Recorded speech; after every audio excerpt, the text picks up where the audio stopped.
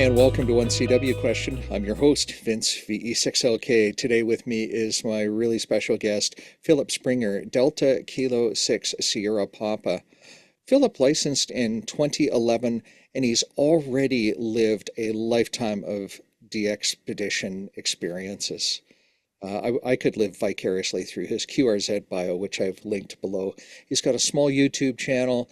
He loves contesting. He really likes doing CW. This made me laugh because he says you can eat while you're contesting, unlike sideband.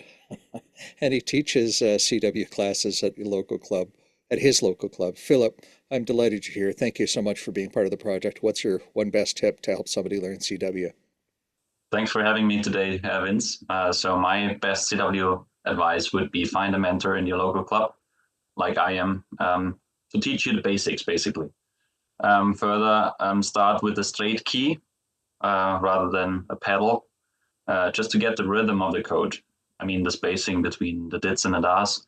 Also, what is good to use is lcwo.net, Learn CW Online, by my good friend Fabian, DJ5 Charlie Whiskey, XDJ1 YFK, is an easy starting point to practice the code. And lastly, get on the air, don't be shy. It's like learning a new language. You can only get better if you practice it.